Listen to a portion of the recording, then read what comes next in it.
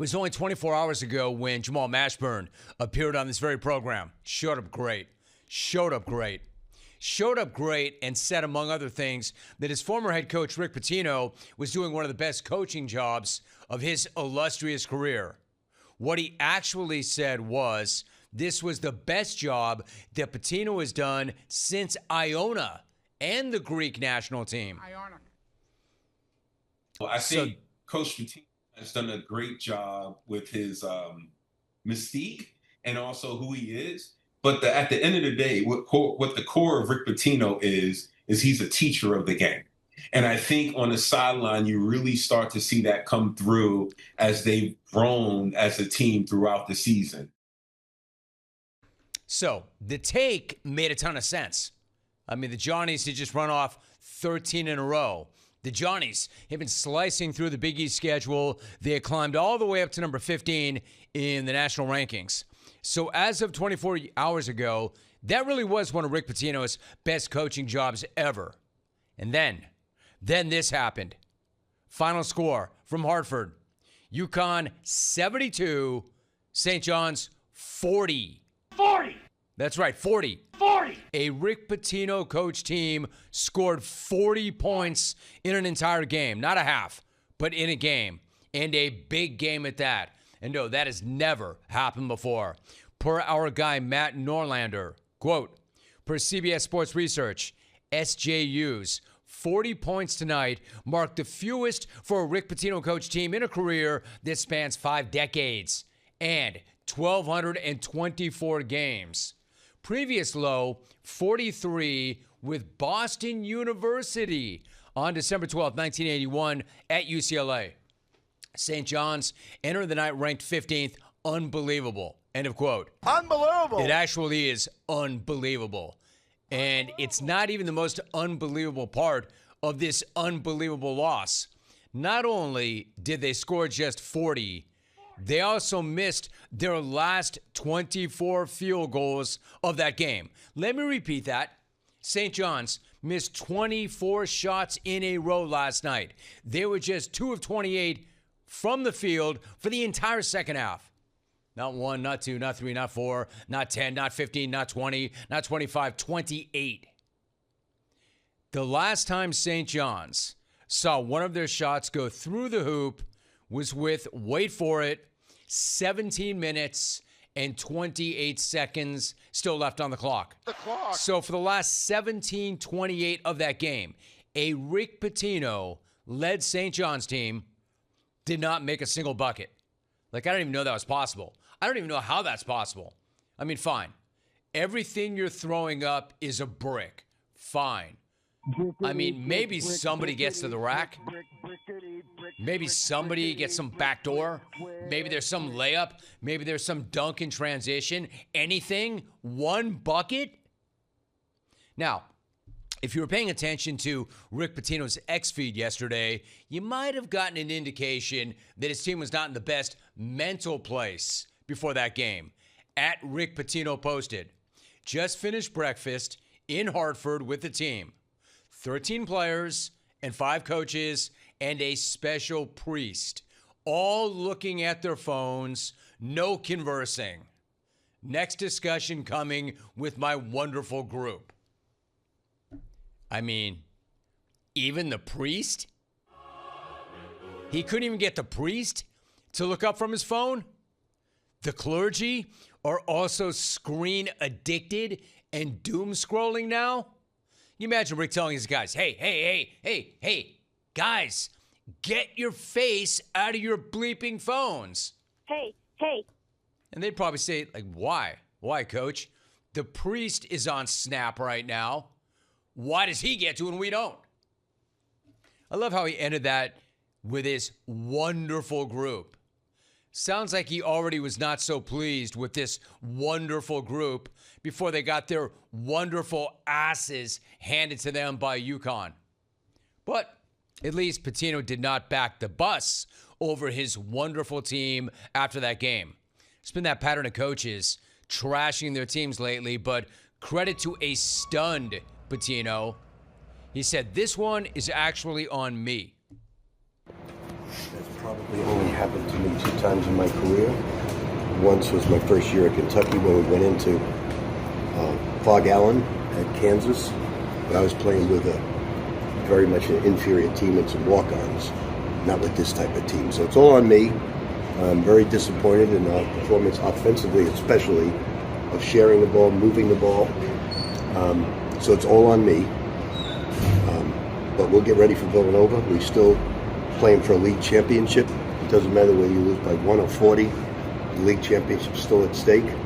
Obviously, we've got to make our corrections and move on. All right, so credit for some extreme ownership, I guess. That's pretty rare these days. But I'm not sure when he actually says, hey, look, it doesn't really matter. It doesn't matter if we lose by 1 or 40. We're still in line for a shot at the league title. Does he really believe that? I mean, knowing Rick, maybe. But I would say, okay, it doesn't matter if you lose by 1 or 40. You still have a shot at the league title. Yeah, well, not if you can't make a single shot. Not if you can't make a single shot in a half. You're not in contention for anything. Not if you can't throw the ball in the ocean, and not if you can't stop doom scrolling and sliding into DMs. So that is a brutal, humiliating night for St. John's. But there is a flip side to that humiliation, and there's a reason why the Johnnies could not buy a bucket for nearly an entire half of a Big East game. It's because UConn is once again an enormous problem. Dan Hurley and the Huskies are rounding into form, hitting their stride, and doing so at just the right time. And that's not a team you want to see right about now. Nobody wants to see them rounding into form and playing the way they are right now. And, of course, I'm not surprised because I only expect the best from Dan Hurley. And many of you think that he's the worst. Not me. Of course, there is no gray area. We know this about this guy. You love this guy or you hate this guy. I love this guy. I've always loved this guy. And a huge reason for that is he's never satisfied. Case in point, what he told his team in the under 12 media timeout last night in the midst of that second half bloodbath. Try to make out what you hear here because this is awesome.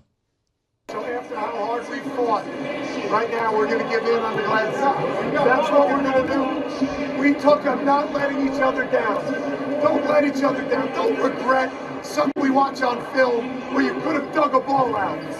Don't give them life right now. Beat their ass. All right, so you may have had trouble making that out. Let me help you out with it. Quote, don't give them life right now. Beat their ass. Quote, end of quote. Don't give them life right now. Beat their ass. I mean, that's the good stuff right there. That is classic Dan Hurley. Beat their ass. I mean, even I want to run through a door for that guy right about now. A wall. And do you know what the score was when he had that? That was not at the end of the game with 1 possession remaining. When he gave them that speech, it was 54-31. At that moment, according to ESPN, UConn had a win probability rate of 99.9%. 99.9% win rate, and this guy's up in his team's grill saying, don't give them life right now. Beat their ass. Beat their ass. Beat their ass. Beat their St. ass. John's hadn't hit a field goal in over 5 minutes. Beat their ass. Beat their ass. And he still brought that kind of intensity and that fire to that huddle, despite having virtually a 100% win rate. This is why I love this guy. This is why I'm all about this guy. And that's why anybody doubting this team come tournament time is out of their minds. Hurley might be a little bit crazy, even by his own admission. But you're much crazier if you're doubting that the Huskies have the ability to make a run, because they do look like they're back, and they look like they have enough. Last year was tough. Hurley's talked about what last year was like. The weight of the three-peat, the weight of the dynasty, the fact that he realized at some point, probably fairly early on, remember Maui? The fact that he realized, man, you know what? I don't have the team. I don't have the horses. Like, the guy was so obsessed. I've got to get 3. I've got to get 3. We've got to have that dynasty. We've got to get it done. And then all of a sudden he realizes, I don't have the horses. And then when he has that realization that they don't have the wherewithal, then he thinks, all right, then he's mad. Then he's mad about that. And then it all kind of unravels on him. But you know what? The thing I love about this guy, he does have the wherewithal to handle it, right? Not maybe in that moment, but then he'll step back, then he'll analyze what went wrong, then he'll do the hard work on himself yet again. Then he'll hit that big reset button on himself yet again, change his approach, and then they're all better for it. And they are all better for it now. They're all bought in now. They're all ready to roll now. Like, don't get this twisted. Dan Hurley, as wound tight as he is, as hot as he runs, is a Hall of Fame coach. He is. He's going to end up there. And on top of that, if you ask me, he's a Hall of Fame coach who made a Hall of Fame decision in turning down the Lakers. Remember that whole thing. 80-plus games of that Laker dysfunction would have put that dude in the ground. Put me in the ground. So he's right where he should be, right where he needs to be, and his team is too, with March right around the corner. And we'll see how St. John's bounces back.